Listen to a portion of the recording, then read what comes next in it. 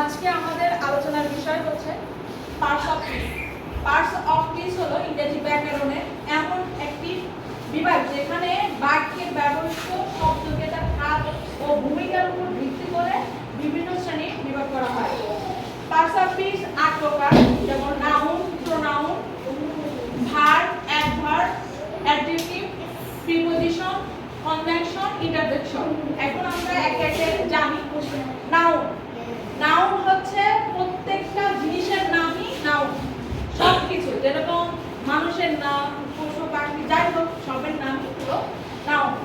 আর pronoun হলো নাউনের পরিবর্তে, প্রোনাউন হলো নাউনের পরিবর্তে যেগুলো ব্যবহার করা হয়, যে ওয়ার্ডগুলো ব্যবহার করা হয় সেগুলো হলো প্রোনাউন। যেমন আই, হি, শি, দে, এগুলো হলো প্রোনাউনের উদাহরণ। তারপর আসছে আমরা এদিকে ভার্ব। ভার্ব হলো কোন কিছু করাই হলো ভার্ব। আমি যখন লেকচার দিচ্ছি এটাও হচ্ছে ভার্ব। ভার্বের মধ্যে যেরকম গো, ইট মানে কি খাওয়া, এটাও একটা কাজ। রিড লেখা, এটাও একটা কাজ। এখন অ্যাডজেক্টিভ, অ্যাডজেক্টিভ হচ্ছে যে এই যে নাউন প্রোনাউন আছে তারই দোষ গুণ অবস্থান বোঝায়। নাউন প্রোনাউনের দোষ গুণ অবস্থান বোঝায় হচ্ছে অ্যাডজেক্টিভ। যেমন গুড, ব্যাড, বিগ, অনেস্ট, এগুলো হচ্ছে অ্যাডজেক্টিভ। তারপর হলো অ্যাডভার্ব।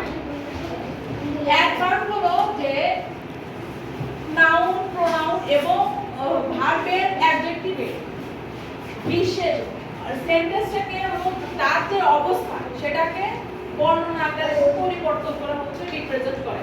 যেমন কুইকলি, স্লোলি, বা এভাবে বলতে পারি যে কখন, কোথায়, কিভাবে, কতবার। এই প্রশ্নগুলোর যে উত্তর দেয় সেটাই হচ্ছে অ্যাডভার্ব। তারপরে প্রিপজিশন মানে অব্যয়, যেটা প্রিপজিশন নাউন বা প্রোনাউনের সাথে বসে, প্রোনাউনের নাউন বা প্রোনাউনের আগে বসে শব্দের অর্থকে তার পরবর্তী ওয়ার্ডের সাথে সম্পর্ক যুক্ত করে, সেটা হচ্ছে প্রোনাউন।